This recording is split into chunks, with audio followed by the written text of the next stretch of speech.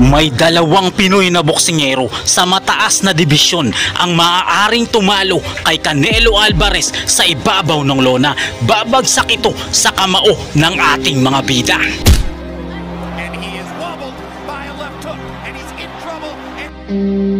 Kinilabutan si Canelo sa isa nating pambato habang babagsak naman si Terence Crawford sa kamao ng isa pa nating boksingero.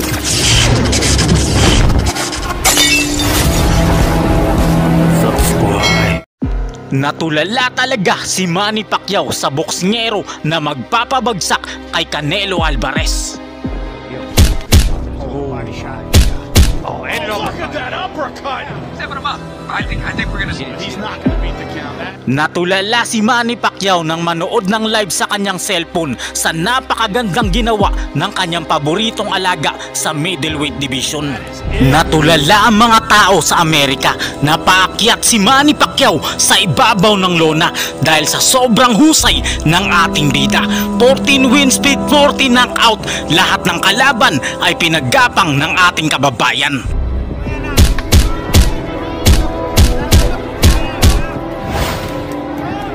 Siya na ang pinakamatinding Pinoy na boksingero ngayong era. Mas matindi pa kay Manny Pacquiao ang ating boksingero na maaari na makaharap at magpabagsak kay Canelo.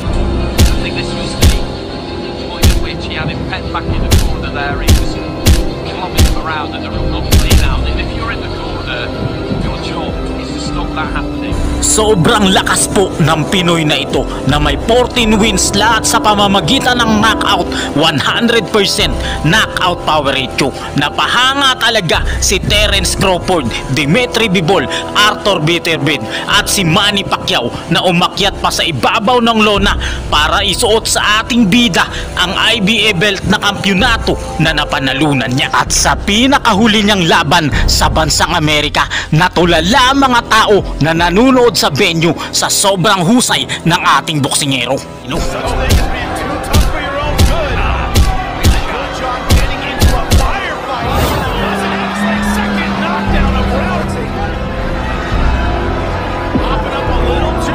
Grabe ang pagsisigaw-sigaw, hindi makapaniwala at kinilabutan talaga si Canelo Alvarez sa galawan ng isang Pinoy na pinakamalakas sa middleweight division.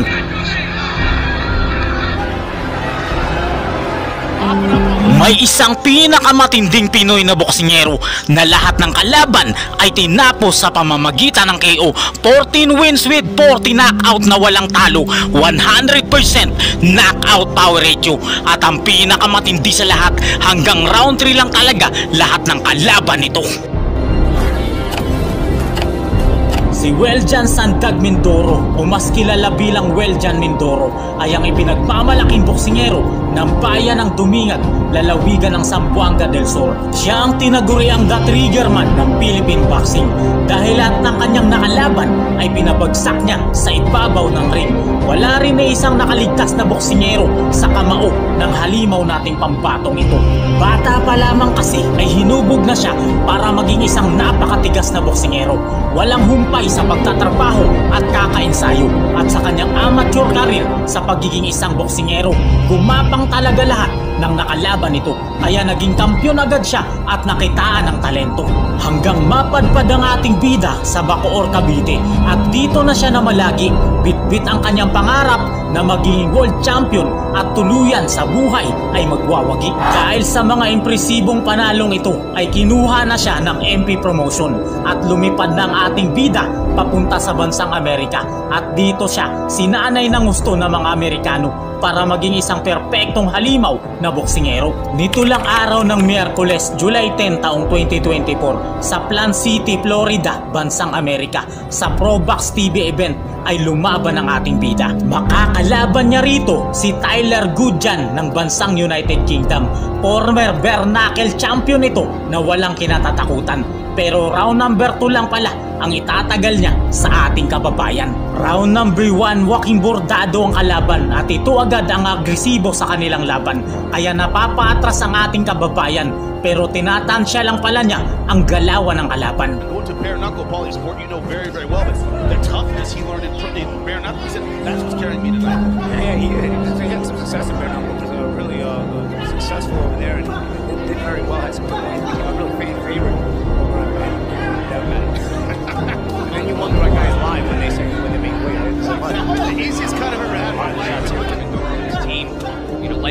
Manny Pacquiao. Well, he's 5'11". Small package packs a big punch. Minotauro a lot stockier. John, you'd like to see Good John maybe cut the ring off a little bit. Trying to put that mental pressure. Be better off cutting off the ring on Mindoro. Talk to Good John. They talk about tactics so much as toughness. The idea that Mindoro is a knockout puncher. He hasn't fought a lot of great Slickness to the head movement. Mindoro's having trouble getting to him. Good John getting hurt to the body. Now he's getting hit with some big shots. Man, nice on. Good John's got to shoot in between those hard, big shots. Nice on start with your body shots, champ. I still think he's strong since 2011. You know, a solid pro for a little. Oh, good shot. Nice uppercut. Basically misses. Sa round number 2, dito natatapusin ng ating boksingero ang paghihirap ng kalaban nito. 3 beses itong babagsak sa napakatinding kamao ng ating pambato. And the distance. Longhorn has earned 9 times. Punchers don't punch the same way when they're on their back foot. Playing a case of attack for Mindoro. You guys talk about it all the time. Oh, Good shot from Mindoro. Down goes Good. Parang trumpong lasing, hilong-hilo ang kalaban ng matamaan ng solidong kamao ni Kabayan, pero nagkunwari siyang okay at muling lumaban, kaya kalbaryo lang ang sinapit niya sa ating kababayan. Let's see if he holds. He probably should hold it. Such thing as being too tough for your own good. Good John getting into a firefight. Doesn't have his second knockdown of round number 2. He's going to take his time here. Let's see. I was going to say, going punch for punch with a puncher like Mindoro, not a good idea for Good John. Legs aren't under him. Could this be it? How much time does he have? We got 30 seconds, 25 seconds. Let's see if he's able to get out of the round. Couple more clean shots, the referee to the step He's going to in. have to hold here. Let's see if he holds. Oh, body shots too. Not the holding time. Punch in between. Can't knock the heart of Good John. Trying to fight fire with fire, and it's over.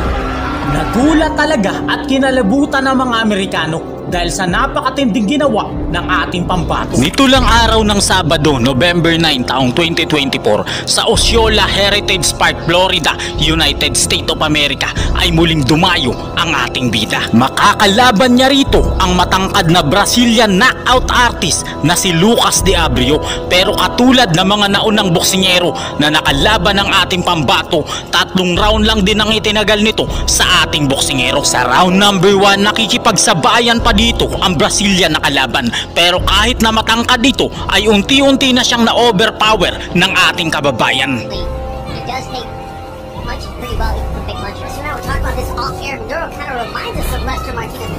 Stocking's built like a you-know-what house. Yeah, a little more. Very, very similar in terms of his style. He bangs you, beat you up, can be lured into, making those mistakes because he's too trigger happy. He kind of work his way through this, maybe this overall 120 amateur fights at a good level in Brazil. Another Fight Box TV. Rare late night in reach and amateur pedigree, like you said, you can't. So you find him just in that fight. Tough dude, British guy, pretty basic. Which makes him fun, but yeah, it also makes him very close. They're on the run.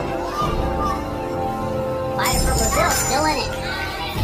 Sa pagpasok ng round number 2, pagdaan ng maladiwatang ringer ay biglang nag-init ang dugo ng ating boksingero at napabagsak niya dito ng 2 beses ang kalabang Brasiliano.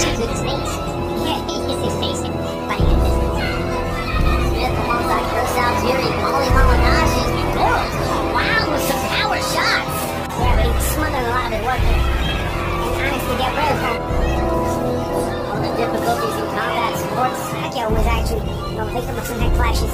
Just finished his era.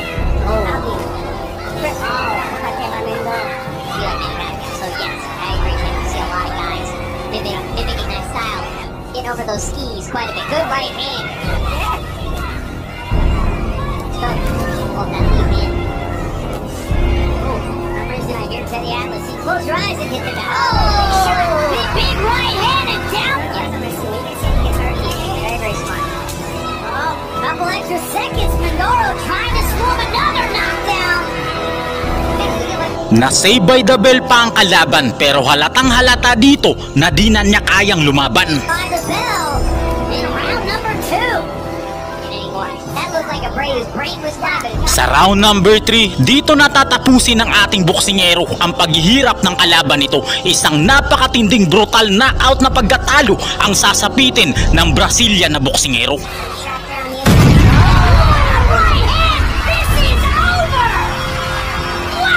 Natulala talaga si Edgar Berlanga, kinilabutan si Canelo at palakpakan ang lahat ng mga Amerikano nang masaksihan ng lakas ni Weljan Mindoro na balang araw ay magiging world champion na natin ito. Nito lang araw ng Biyernes, December 6 taong 2024 sa United Arab Emirates, Dubai ay muling dumayo ang ating pambato. Makakaharap niya rito ang knockout artist ng bansang Australia na si Joel Camilleri, pero katulad ng ibang boksingero, round number 4 lang din ang itatagal nito sa ating pambato. Round number 1, nagtansyahan ng dalawang boksingero pero lamang kaagad dito ang lakas ng ating pambato. When the black trying to swim with gold is the earliest the KO of the year candidate pilot John getting him out of there in the second order for the rest of Shields of course. Mindoro, a straighted figure, then will start looking for the man from Melbourne. Sydney to manage the Costa Zoo, who's moved into that this year. Right cross, left upper, left hook to the body, left hook on his side, landed by Camilleri.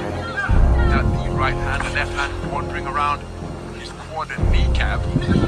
His man back across the ring. Remember, both men getting an identical call, an identical 7 attribute from left and right. Is Camilleri. John Mindoro to pin him against the ropes, bring him square in him. He get the power driving right cross, and a couple of punches to the body, left hook after turning the table, landed by Camilleri. Compared to the opening round of boxing. Sa round number 2, hindi rin basta-basta ang lakas ng kalaban at nakipagsabayan siya sa ating kababayan. Right hand to the body, followed by left hook upstairs from Camilleri, but then Mindoro backing his man across the ropes with a forward foray, but keeping his composure under fire and answering with a single was Camilleri. Together with a right uppercut, pulling the trigger first against the trigger man is Camilleri. Now backing him up, continuing to be, oh, what a beautiful left jab by Mindoro from around the kneecap, just cracked right into his face to disrupt his forward movement. Beautiful shot with that lead left from Camilleri. Camilleri goes by the nickname of Kamakeo 14. Camilleri, figure up in the boxing ring as he circumnavigates, his back skimming against the ropes. Turns the table. Mindoro made his man miss Larry. Just give you the impression that he's controlling the tempo and he's setting the tempo. Round number 3, malakas talaga ang kalaban at pinahirapan din si Kabayan, pero ibang klase po ang ating pambato dahil binaliwala niya ang mga suntok ng Australiano. He's pinned in his own corner is Camilleri. Keen to try and fashion a clinch, but then just, oh, beautiful 2-shot salvo to the body from Mindoro. Perhaps his best punches and got real leverage onto his shots. But now it's Camilleri walking down the knockout artist, and he's teeing away to the body before cuffing away with a right hook to the Asian Continental title at 75 kilograms. But sometimes the puncher's instinct can be to just dig away harder.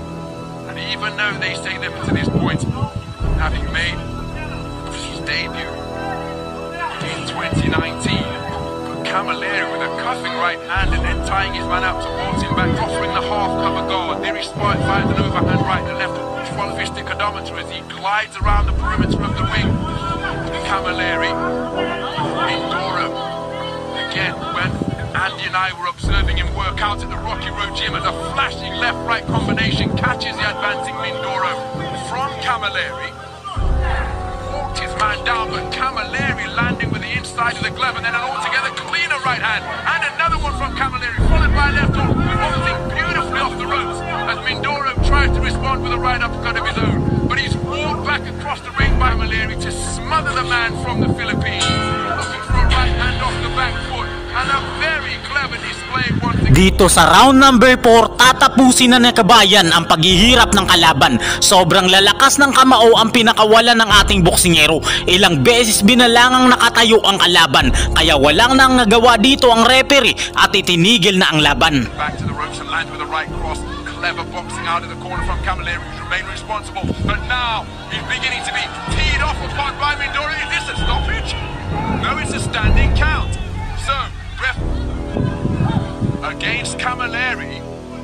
Oh, that's a beautiful right hand on the resumption, but now Mindoro has got his man going and he's seeking to demonstrate that he is a precise and merciless finisher once again. It's an awful long time to negotiate. Beautiful left hook, but then a right-handed response from Camilleri. But Mindoro really is finding the range on his punches now and wearing all of them flush. Here's Camilleri. He's endured as far. He's taken a standing count. Back into the breach. Steps Mindoro. Senses that he's got his man going. His referee's respite. The referee wipes the gloves clean. And he's walked onto a shot, which was an uppercut, which sends Camilleri to the canvas to take the second count of the light Mindoro. That could well be a long 90 seconds. Camilleri on the ropes above our commentary position. Bobbing and weaving, trying to hold up. But he's taken a right uppercut and the towel has come in. Napahanga lahat ng pinakasikat na boksingero ngayong era sa galing ng ating bida na posible talagang humilera sa pinakamagagaling na boksingero ng Amerika. Nito lang araw ng Sabado, June 7 taong 2025 ay muling dumayo ang ating pambato sa Boeing Center, San Antonio, Texas. Makakaharap niya dito ang isang undefeated na Mexicano. Napakatindi nito sa record na 8 wins, 6 sa pamamagitan ng KO at walang talo. Siya si Omar Munguia ng Mexico, ang pinakahalimaw nila na boksingero. Pero sa laban na ito, first round lang ang itatagal ng Mexicano at matutulala talaga ang lahat ng mga tao na nanunood sa venue. Round number 1. Dito mga boss, makikita natin na napakahusay din talaga at matibay ang kalaban ni Mindoro. Sumusuntok at umaatake din ito. 8 wins, 6 sa pamamagitan ng knockout at walang talo ang boksingerong ito. Pero titingnan natin si Mindoro kung gaano katindi ang kamao nito. Ayun, binira parang maso. Nahilo ang kalaban at napaupo doon mga kaibigan. Inantay ng referee at medyo sa tenga ang tama, kaya hinayaan lang ng referee. Pero para sa akin malinis yon mga boss. Protect yourself at all time sa boxing. Sumusugod mga kaibigan. Makikita natin dito yung galaw ni Mindoro na talagang nag-improve dahil siguro sa mga training na nakukuha niya kay Marshall at sa mga professional trainer sa Amerika. Boogs! Grabe yun, no? Ang lalakas na mga kombinasyon ni Mindoro. Baliwala yung suntok ng kalaban. Tandaan natin na undefeated tong kalaban ni Mindoro, ha. Boog! Grabe yung mga uppercut, oh. Boog! Body shot! Boog! Uppercut! Grabe nangyari sa kalaban ni Mindoro dito mga boss. Ang lakas nun, body shot, pinagsamang uppercut at body shot. Parang Mike Tyson yung galawan na yun. Yung favorite moves ni Mike Tyson na body shot bago uppercut. Kuhang-kuha ni Mindoro mga kaibigan. Panalo si Mindoro dito. Round 1 knockout. Siya na ngayon ang pinakamahusay na boksingero ng Pilipinas. 14 wins with 40 knockout, walang talo. Lahat ng kalaban pinatulog sa ibabaw ng lona. Ganito katindi yung boksingero ng Pilipinas. Iyak yung kalaban niya, oh. Grabe. Sobrang lakas at sobrang sakit ng pakiramdam no, no? Grabe, napaiyak sa sakit mga kaibigan. Aabangan talaga tong batang boksidor na to na si Weljan Mindoro. Sikat na ngayon sa Pilipinas to. Yung mukha ng kalaban namutla, oh. Grabe yung lakas ng suntok, 2 maso. Mala Mike Tyson na suntok mga kaibigan. Body shot sabay uppercut. Tanggal ang ulo ng kalaban.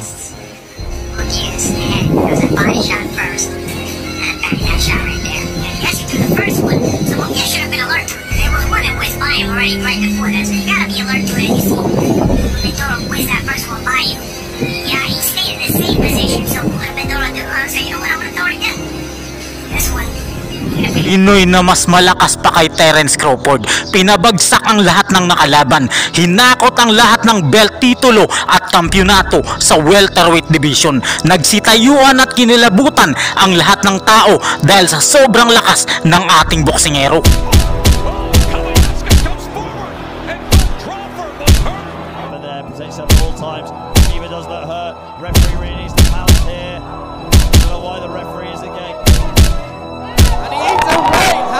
Well, round number 2, but there it is again. And also the punches to the body, and here we go on. Purong Pinoy na hybrid na boksingero ang magpapabagsak kay Terence Crawford sa ibabaw ng lona. Si Terence Crawford ay ang isa sa pinakamalakas na boksingero sa welterweight division. Undefeated at 2 times undisputed champion, pero siya ay ilang beses ding narugi sa ibabaw ng lona. Sa pagsibol na mas pinahybrid na Pinoy na boksingero, may isang Pinoy sa welterweight division na kayang pabagsakin si Terence Crawford sa ibabaw ng lona. Mula taong 2019 ay hindi pa natatalo ang ating bida. Knockout lahat ng mga nakalaban niya. 6 na bansa ang kanyang pinatumba na hindi nagawa ni Crawford sa talambuhay niya. China, Iran, Pakistan, Indonesia, Thailand at India. 6 na bansa ang pinasuko ng ating bida matapos talunin at pabagsakin ang pinakamahuhusay na boksingero nila. Dahil dito, hinako talaga ng ating pambato ang mga belt at titulo at kampyonato na maaaring mas matindi pa kay Pacquiao ang ating boksing. Si Joffer Berha Montano ay ang tinaguriang El Guapito ng Philippine boxing. Nagmula siya sa Baguio City, Negros Occidental. Katulad ng ibang nangarap na boksingero, nagmula rin sa hirap ang ating pambato at pagsasaka rin ang tanging hanap buhay ng pamilya nito. Mula pagkabata ay bugbog na sa kakatrabaho at maagang nabatak ang katawan ng ating boksingero, kaya napakalakas ng stamina nito. May natural na talento at napakalakas ng kamao nito, kaya kinuha siya ng mga Arabo para hasain ng gusto ang talento nito. Araw ng Sabado, February 4 taong 2023 sa BIC MMA Gym, Dubai, United Arab Emirates ay dumayo ang ating pambato. Haharapin niya rito ang pinakamalakas na boksingero ng bansang China. Si Bashabu na si Wola ay isang higanteng Chinong boksingero. Napakalakas nito pero binugbog lang siya ni Joffer Montano.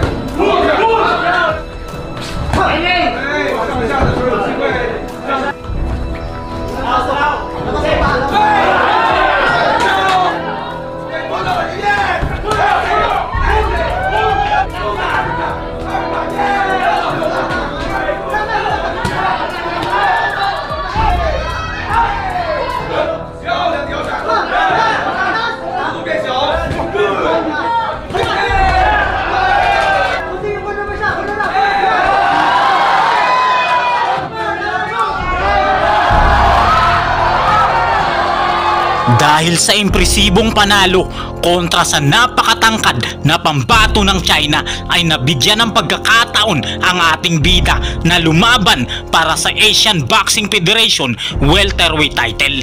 Araw ng Huwebes, March 30 taong 2023, dumayo ang ating bida sa Space Plus Arena, Bangkok, Thailand. Makakalaban niya rito ang pambato ng bansang Iran na si Kashar Ghasemi na may 100% knockout power ratio sa record na 7 panalo, lahat sa pamamagitan ng KO, kaya heavy underdog dito ang ating pambato. Pero ang pinakamalakas na pambato ng Iran ay 6 na round lang po ang itatagal sa ating kababayan.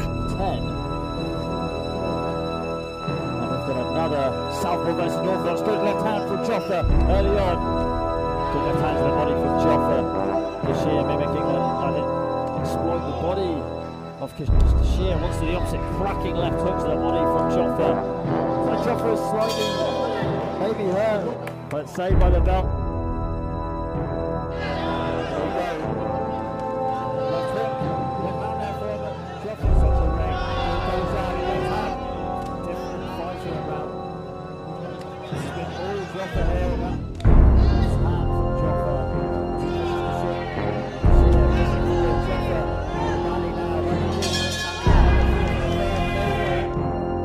Dito sa round number 6, sumuko na ang kalaban ni kababayan dahil nabali na pala ang balikat niya sa laban. Araw ng Huwebes, June 29, taong 2023 sa Space Plus Arena, Bangkok, Thailand.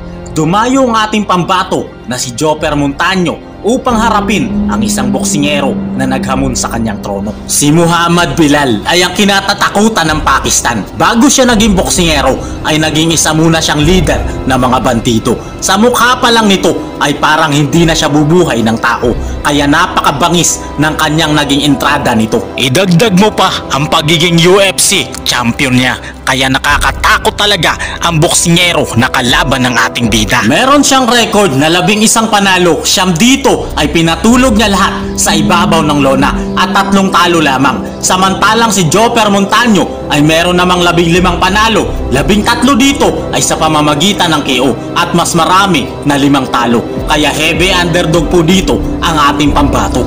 Round number 1, balbasarado at nakakatakot ang kalaban ng ating pambato. Pero hindi naman natinag dito si Joffer Montaño. Agresibo agad ang ating kababayan. Pinakita niya agad ang lakas ng isang Pinoy sa kanyang kalaban. Jim and Dubai, and third fight to compete for them. So this is what I'm trying to say. If it's who I'm thinking of, very accurate with his straight.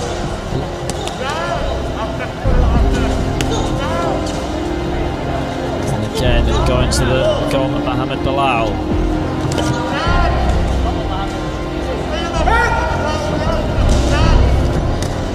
Good right hand there from Muhammad. Joffer snubbing it off though and still pushing forward. Right overhand, just missing. 1-2 lands down the middle there from Joffer. Bilal for firing back with his own right hand. That's gonna do it. So round number 2, malakas din pala ang kalaban. Nakipagsabayan din ito sa ating kababayan. Maganda ang kanilang naging palitan at hindi talaga basta-basta ang boksingero ng Pakistan.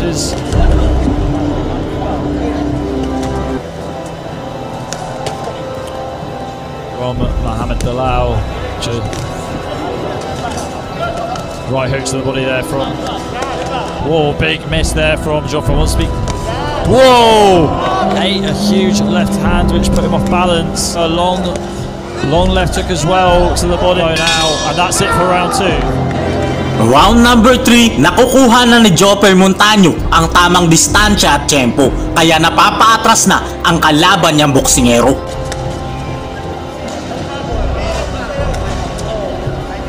Right hook there. Good left to the body. Oh, good right hook there from Joffer as well as Muhammad. Long, accurate. And he lands with the lining his rhythm and groove in that round, and that's it for round 3. Sa round number 4, ramdam na talaga ng kalaban ang bigat ng kamao ng ating kababayan. Kaya gusto na nitong makapanggulang at hinedbat na ang ating kababayan. Oh, and this is probably what Joffer was complaining about earlier, just the duck of the head. Tuloy ang laban ng dalawang boksingero at dahil sa headbutt ay naging lalong halimaw ang ating pambato para hindi na muling makapanggulang ang kalaban nito. With the straight left to the body. 1-2 connects though for Joffer that time. Just over the halfway mark. Left straight connects there for Joffer. Again from Joffer connecting and straight down the middle. Ahmed. Joffer landing with the right. Right hand connects though for Muhammad. Good shot. Sort of woken up a little bit after getting.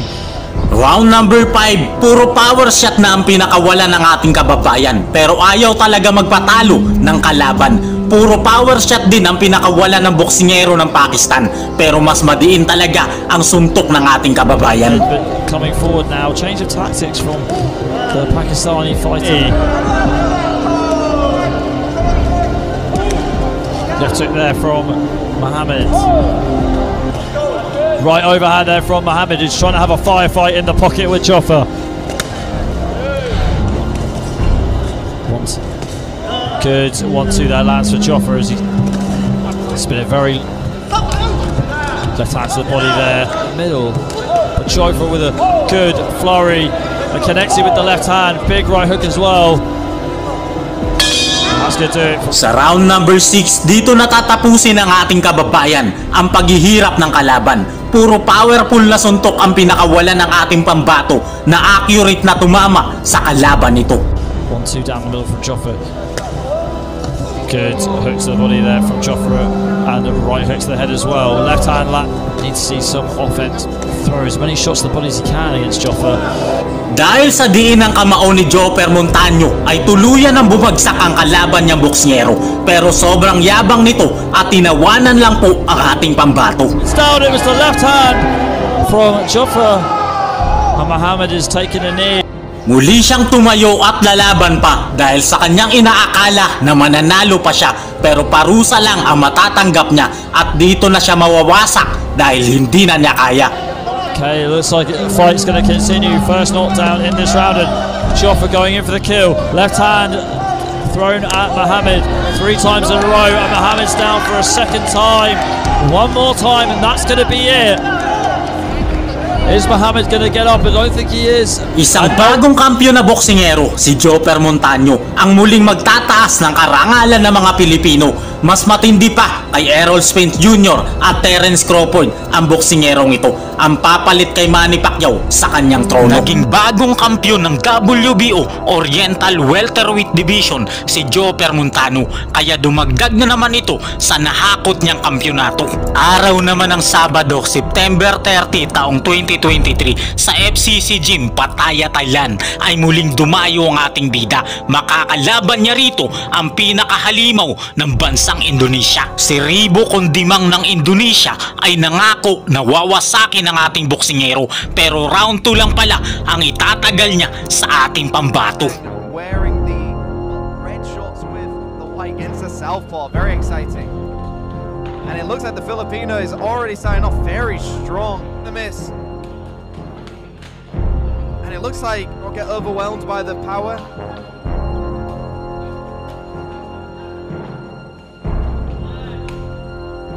Right hand landed to the body, and Reba just took a jab in his face. And there it is again. That big left hand that Joffa wants to throw. And there it is. It lands clean on the chin. But Reba, and his head snaps back. Round number 1. And another left hand sends his opponent to the canvas. Joy, he thinks he's won. Reba's tick. You cannot be saved by the bell. Fighters, And to your there it corner. is. Round number 2 underway. Pull something out the bag. I know it's only round number 2. But there it is again. Sending his opponent title. And Reba is up. And the ref is called. Isang napakatindi at impresibong knockout na panalo ang pinamalas ng ating boksingero, kaya nakuha na naman niya ang kampyonato ng Asian Boxing Federation Welterweight Division. Araw naman ng Sabado, March 30 taong 2024 sa World Sham Stadium, Bangkape, Bangkok, Thailand ay muling dumayo ang ating kababayan. Haharapin niya rito ang pinakamalakas sa bansang Thailand, si Acharya Wirodjana Sunubol ay kinatatakutan sa welterweight division, pero katulad ng ibang halimaw na boksingero, round number 2 lang din ang itatagal nito sa ating pambato. Lots of former belts. In the center of the ring. We've got another southpaw against Wild. Joffa's now landed a nice body shot, followed up. Not take any of the bait from Acharya as he lands a nice body shot as well. Left downstairs. And another left downstairs lands clean for Joffa Montano. Less than a minute to go, round number 1. As Joffa chops. And it works both ways, and there it is. Very nice job by both of these fighters, Mr. Gold, Mr. Joffa Montano. Takes the throw, the uppercut. If you're putting your head down, then you're going to lose to the uppercut.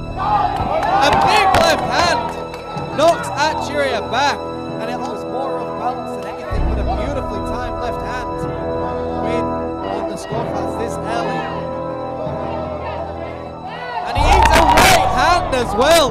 which puts him to the canvas. Kahit na matangkad at napakalaki ng kalaban, nagawa pa rin ni Kabayan na talunin siya sa isang napakagandang knockout na pamamaraan. Nadepensahan na naman ng ating pambato ang kampyonato ng WBO Oriental Welterweight Division. Araw naman ng Linggo, October 6 taong 2024 ay muling dumayo ang ating bida sa Ramidra Lumpini Stadium, Bangkok, Thailand. Nabigyan siya ng pagkakataon para kalabanin ang kampyon na pambato ng India na si Shiva Thakran. Hawak nito ang titulo ng Universal Boxing Organization Continental Welterweight Division. May record po ang Indianong ito na 19 na panalo, 10 sa pamamagitan ng brutal na KO, kaya crowd favorite talaga siya sa laban na ito. Pero katulad ng ibang boksingero na nakalaban ng ating pambato, round number 5 lang din ang itatagal ng kalabang Indiano. Going up against Shiva Thakran on his record 19 victories. Jofa's going to do, can he doing that one more time? Jofa's got to just bin things in an orthodox fashion. I know he's in a southpaw boxing style, which can be very difficult to deal with. Good off by there. Right hook to end the round from Jofa. Not only than this, he's now up against a tough fighter from India, Shiva. Heavy shots. Sa sobrang lakas ng ating kababayan ay labis na nasaktan ang kanyang kalaban. Napatakbo ito at tuluyang bumagsak sa kamao ni Kabayan. That jab, he gets his opponent to walk into his other hand, and it looks like now Shiva looks hurt, and it looks like he was trying to give up here, but Jofa, taking no prisoners, charges him down. Yeah, not too sure what happened there. Protects him at all times. Shiva does look hurt. Referee really needs to pounce here. Don't know why the referee isn't getting involved. Still doing the count. I think he hurt his hand when he was... Maaari talaga niyang talunin at pabagsakin si Terence Crawford. May ibubuga talaga ang ating kababayan. Siya na ngayon ang bago nating aabangan sa sport na suntukan. Nagbigay siya ng maraming karangalan sa mga Pilipino at di na magtatagal si Joper Montano ay magiging world champion na natin ito. God bless everyone. Bye-bye. Subscribe.